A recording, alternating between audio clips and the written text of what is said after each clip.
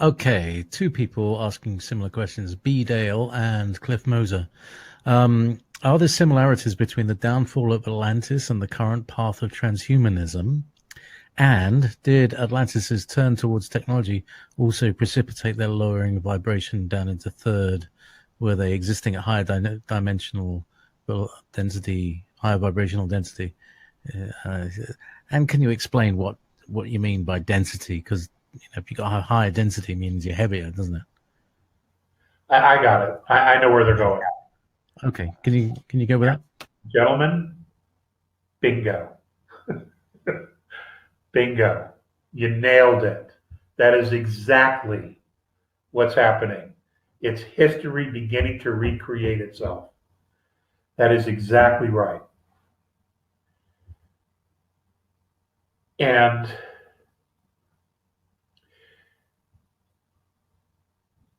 if you remember, well, I don't know how many of you are familiar with the very early stuff that I shared in the early 90s.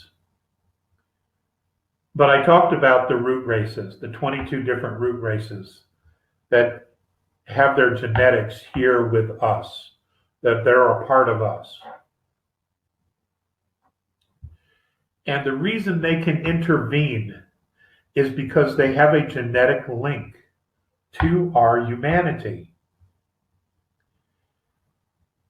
And that's, I guess, a universal law. That is just a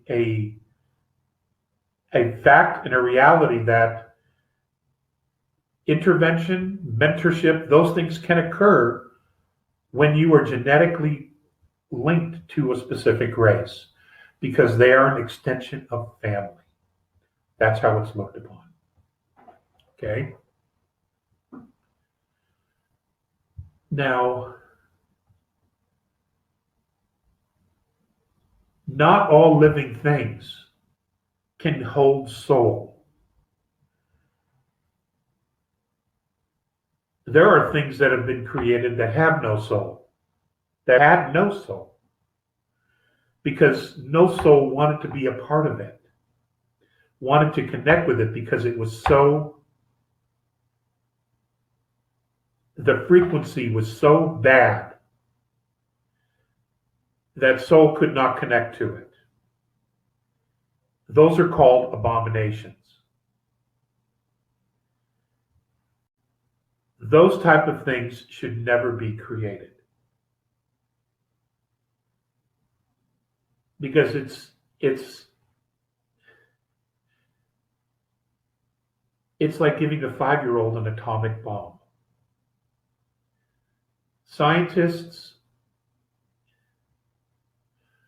Most scientists are not spiritual people.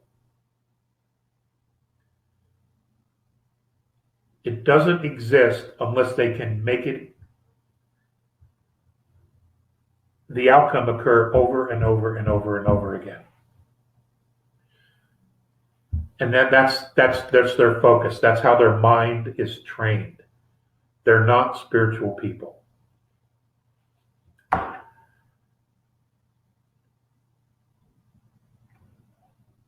People who believe in spirit, that are in touch with their own soul, people who believe in God or believe in the creation, a creator, a spiritual presence, they don't create shit like this because they know it's not right.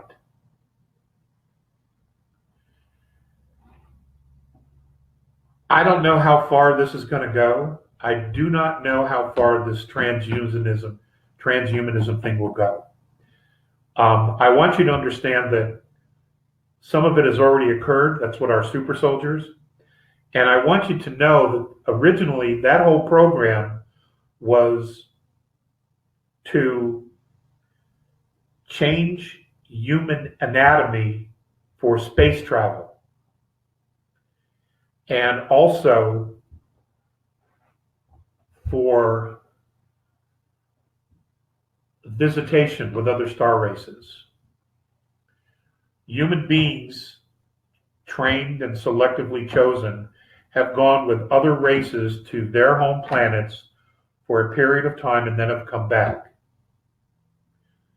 In order to make that transition there and then back, they physically, genetically had to be modified.